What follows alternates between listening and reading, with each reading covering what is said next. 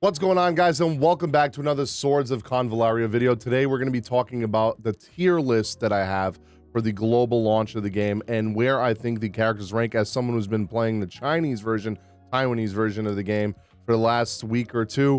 I've got a good grasp on a lot of these characters, and there are some really good ones. I made an SS tier because I feel like there are some that are so godly that they just need a tier higher than S.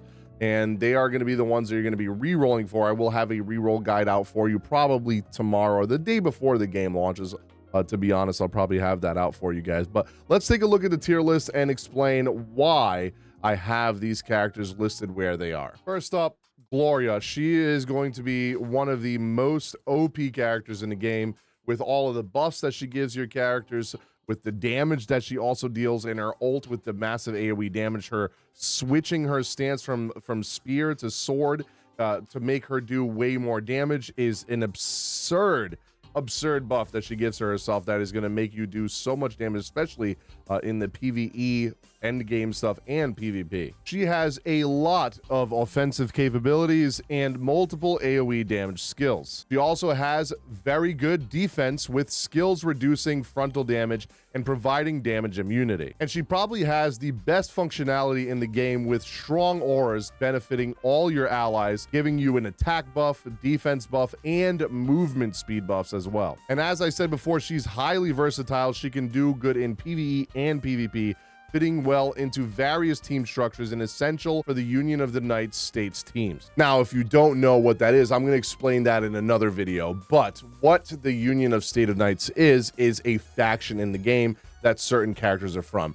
And certain characters, like you will see some on this list that I'm going to talk about, buff all characters that are in, they have like an aura that it's literally, that's what it's called in the game. It's like a leader skill, like an aura that gives all allies on your team that are from that faction, like sometimes it could be like a 20% attack buff, 20% all stat. Like, it is actually insane, the buffs that they give you, and you're definitely going to want them for endgame PvP like RTA or endgame PvE stuff. But like I said, I'll explain that in a video when the game actually comes out, when I break down team building and everything that you're going to want to know, because the game's not really out yet, and I don't think that's something that people can comprehend before they even get their hands on the game. Next up, we have Beryl, who has very high magic attack and a lot of AoE damage abilities that can completely clear out the field very quickly. So she's also going to be very good for when you're farming stages, because her AoE attacks are going to make you kill enemies faster, do more damage, and essentially get your currency and mats that you need faster for farming. She has high magic damage with very strong single target and wide attack range. She has very good support utility, and she also has some healing skills. And as I said, she can be very versatile, where she can do both damage dealing and support, including heal and energy recovery. She is going to be essential for endgame, where you're going to need magic damage to clear certain bosses. Now, I'm just going to go over the other characters that are in the SS tier. That way I can just go over all their kits at the same time. So we also have Dantalion, who is the last one on this list. He has one of the auras that I was talking about earlier, and he's very strong. We also have Inanna, who's a very good healer, probably the best healer in the game, and Cole, who is probably the best single target damage and one of the best PvP units, considering she has a built-in execution move where if you kill somebody with her ability, she gets to move again and attack again. So it's very broken in PvP, especially if you pair her up with someone like Gloria. Dantalion has a very strong physical attack stats, and he also has magic damage output with wide attack range and versatile offensive skills, so you'll be able to clear out enemies very quickly. He has very good defense stats and health recovery, reduced melee damage, and resistant to debuffs. He's going to be the tank on the field that actually puts out some damage as well. And his area aura that I was talking about, providing significant attack bonuses and debuffs to all enemies, with an effective skill for both offense and support. He's going to be one of the most irreplaceable characters in the game, even late game, even now in China and Taiwan version, which is over 6 months ahead, because of his aura ability to give you buffs for your team. Now, this is a great website. I'll be sharing this down below if you guys want to use this website, .gg.gg. They have a extensive list here for Swords of Convallaria, where they talk about a lot of the characters' kits. Now, if you wanted to see very vaguely what I mean about the character auras, For example, Dantalion, leadership aura for all allies within the Kingdom of Area faction. Attacks increased by 10%, defense by 20%, and damage by 20% when attacking 3 or more debuffed enemies. So you're getting some crazy buffs for having these characters on the field, and your whole team's going to get buffs. So it's very important to have these characters eventually in the game. I would argue that he's just as important to get in a lot of people are going to try to do both of these characters for reroll both of these characters and then get Gloria after, right?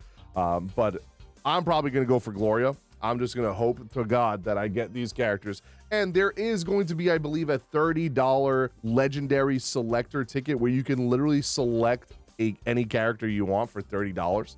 I think you also get some gems too. It's not just that. So you're going to be able to select any character if you don't mind spending $30 in a gacha game, and if you're enjoying the game, right? Obviously, I think play the game first and see if you enjoy it.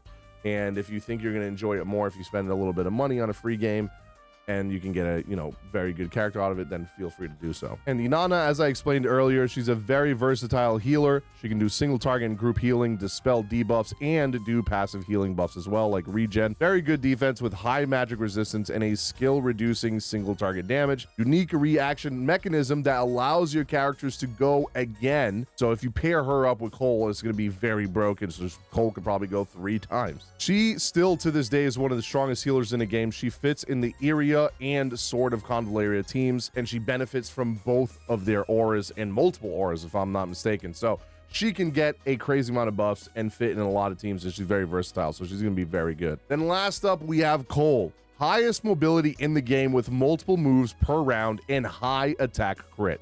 Good survivability with evasion, health recovery, and invisibility. Her aura skill providing significant attack bonuses to your allies as well. And she's a character that can fit on almost any team composition, especially as a core assassin on your team. And as I said, if you pair her with characters like Inanna or Gloria, Inanna especially, so if you kill someone with Cole and then go again, and then you kill somebody else, right, and then your turn ends, then you get Inanna afterwards. Inanna has a skill that can make your character go again. So you can literally make Cole go again and attack a third person, kill a third person, and then trigger that buff again for killing somebody and going and killing a 4th person. So Cole Inanna combo is actually going to be disgusting. Me personally, as someone who's going to be doing PvP, I'm going to go for Gloria, Cole, Inanna. That was the 3 that I want to go for.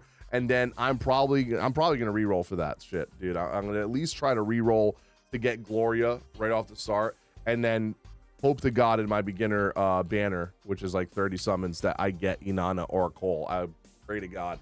And then I'm probably going to do a selector ticket to get Dantalion, to be honest. Now, I'm going to do this a little bit differently with the S characters, because the SS characters are the ones you really want to go for when you're re-rolling with the tier list, but I will also explain the S tier characters as well as the A tier characters, because there are some very good ones in there too. NonoWill is a versatile character with strong infection, stacking, and various buffs, debuffs. The reason I have NonoWill in the S tier is because she's very versatile with strong infection, stacking, and various buffs and debuffs. High mobility and flexibility with abilities to move and jump, enhancing support and escape. Effective attack skills, especially with critical hit bonuses and the ability to hit multiple times. She also provides significant team benefits, including damage buffs and group dispel. Next up, we have LilyQill. Not only is she one of my favorite designs in the game, but I also really like her kit as well. She's excellent in direct attack capabilities that ignore obstacles and have a long range.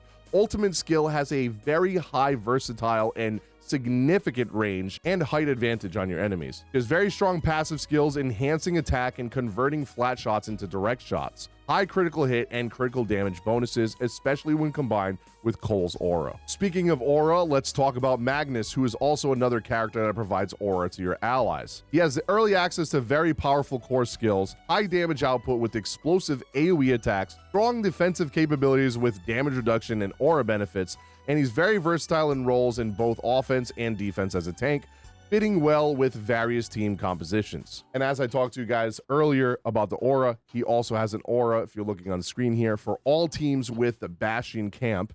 Their attacks increased by 10%, their defense increased by 20%, and when in healthy state, they receive 10% reduced damage and are immune to the injured state. So these characters with their auras for their certain factions and camps are going to be so useful endgame, man. Next up, we have Alexei. High damage output with life-stealing effects, invincibility for 2 rounds at max stars, strong counterattack capabilities, and versatile in both counterattack and control playstyles. The last character on the S tier is going to be Nungal. High damage with ultimate attack skill, but Nungal gets strong only towards the end game, so it might be a slow burn trying to build her and use her during story.